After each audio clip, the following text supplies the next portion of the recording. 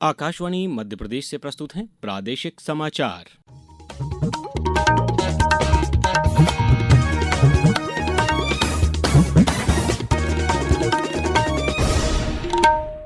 नमस्कार, समाचारों के साथ मैं अभिषेक कटियार। सबसे पहले इस बुलेटिन के मुख्य समाचार। प्रधानमंत्री नरेंद्र मोदी पंजाब में प्रकाश पर्व में हुए शामिल। आदमपुर हवाई अड्डे का नाम श्री गुरु रविदास महाराज हवाई अड्डा करने की घोषणा की। वित्त मंत्री निर्मला सीतारमण ने आज पेश किया बजट। बुनियादी ढांचे पर खर्च होंगे 12 लाख करोड़। मुख्यमंत्री ने इंदौर में संत रविदास जयंती पर स्वच्छता दीदियों का किया सम्मान। और प्रदेश के 14 जिलों में मौसम विभाग ने आंधी बारिश का अलर्ट जारी किया। अब समाचार विस्तार से।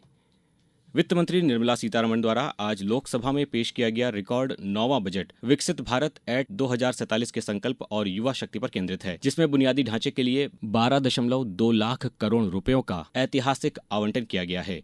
प्रधानमंत्री नरेंद्र मोदी ने इसे 140 करोड़ देशवासियों की आकांक्षाओं का बजट बताया है, जो मध्यम वर्ग, युवाओं, महिलाओं और किसानों के सशक्तिकरण के साथ भारत को विश्व की तीसरी सबसे बड़ी अर्थव्यवस्था बनाने का मार्ग प्रशस्त करेगा। आज का बजट ऐतिहासिक है। इसमें देश की नारी शक्ति का सशक्त प्रतिबिंब झलकता है। ये बजट अपार अवसरों का राजमार्ग है। ये बजट वर्तमान के सपनों को साकार करता है और भारत के उज्जवल भविष्य की नींव को सशक्त करता है। ये बजट 2047 के विकसित भारत की हमारी ऊंची उड़ान का मजबूत आधार है। प्रधानमंत्री नरेंद्र मोदी आज पंजाब के जालंधर में डेरा सचखंड बल्ला में मनाए जा रहे संत गुरु रविदास जी के 649वें प्रकाश पर्व में शामिल हुए। डेरा पहुंचने से पहले प्रधानमंत्री ने हवाई अड्डे का नाम श्री गुरु रविदास जी महाराज हवाई अड्डा आदमपुर करने की आधिकारिक घोषणा की और इसका नया नामकरण किया। आदमपुर एयरपोर्ट को अब श्री गुरु रविदास जी महाराज जी एयरपोर्ट के नाम से जाना जाएगा। इसके अलावा हलवारा एयरपोर्ट की नई टर्मिनल बिल्डिंग का उद्घाटन भी किया गया। मैं पंजाब समेत पूरे देश के लोगों को इन कार्यों की बहुत बहुत बधाई देता हूं। प्रधानमंत्री ने लुधियाना के हलवारा हवाई अड्डे के टर्मिनल भवन का वर्चुअल माध्यम से उद्घाटन करते हुए कहा कि ये हवाई अड्डा विशेष रूप से लुधियाना के उद्योगों के लिए एक नया प्रवेश द्वार बनेगा। उधर मुख्यमंत्री डॉक्टर मोहन यादव ने भी इस बजट को मध्य प्रदेश के लिए अत्यंत लाभकारी बताते हुए कहा कि राज्यों को मिलने वाले 1.40 लाख करोड़ के अनुदान और टेक्सटाइल सेक्टर में सुधारों से प्रदेश के मालवा निमाड़ अंचल में रोजगार व विकास को नई गति मिलेगी।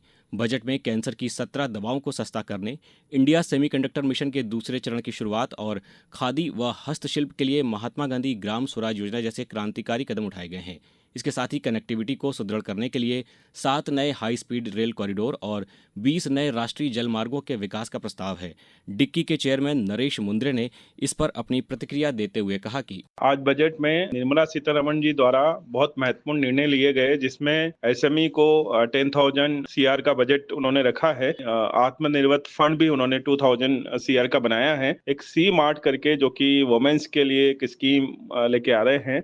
वहीं सतना सांसद गणेश सिंह ने केंद्रीय बजट 2026-27 को ऐतिहासिक और आत्मनिर्भर भारत की नींव बताया है। उन्होंने कहा कि 53.5 लाख करोड़ रुपए का ये बजट घरेलू विनिर्माण और ऊर्जा सुरक्षा को प्राथमिकता देता है, जिससे बड़े पैमाने पर रोजगार सृजित होंगे।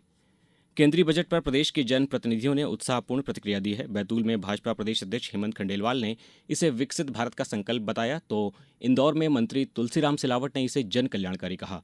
बड़वानी में पूर्व कैबिनेट मंत्री प्रेम सिंह पटेल ने कार्यकर्ताओं के साथ बजट का सीधा प्रसारण देखा और इसकी सराहना की।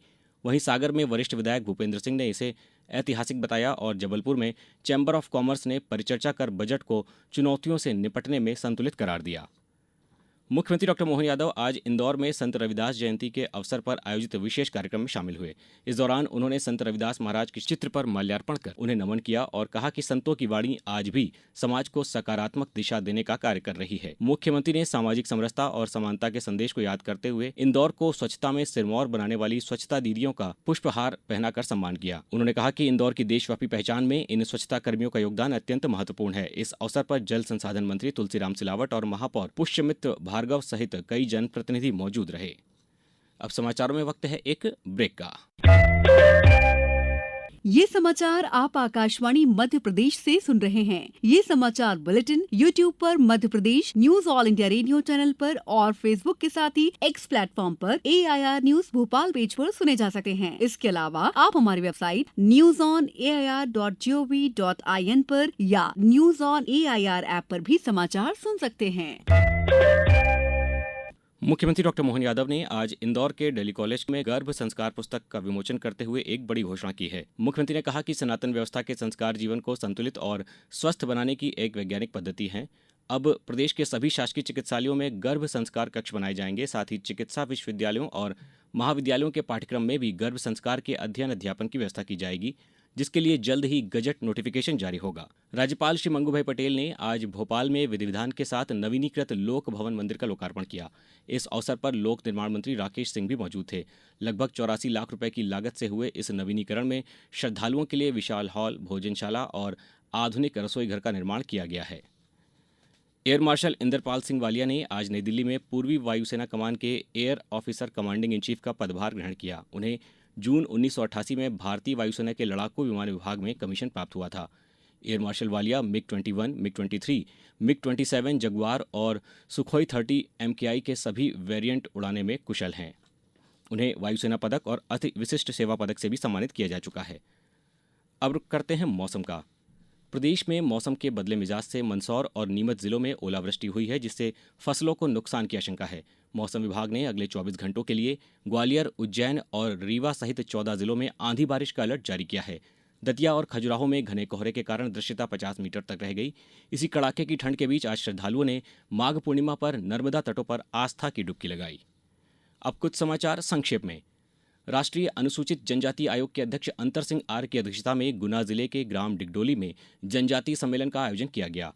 गेहूं उपार्जन के लिए आगरमालवा जिले में कृषकों का पंजीयन 7 फरवरी से 7 मार्च तक जिले के 32 पंजीयन केंद्रों पर किया जाएगा। गुना के संजय स्टेडियम में कल से देश का प्रतिष्ठित शास्त्रीय हॉकी टूर्नामेंट का शुभारंभ किया जाएगा। ओलंपिक खिलाड़ी अशोक ध्यानचंद इसका उद्घाटन करेंगे। जबलपुर की मेडिकल यूनिवर्सिटी में MBBS की 100 सीटों के साथ हिंदी माध्यम का नया मेडिकल कॉलेज शुरू किया जाएगा। मंत्री राधा सिंह ने आज मैहर जिले की ग्राम पंचायत गोबरी में 49,14,000 की लागत से निर्मित उप स्वास्थ्य केंद्र भवन का लोकार्पण किया।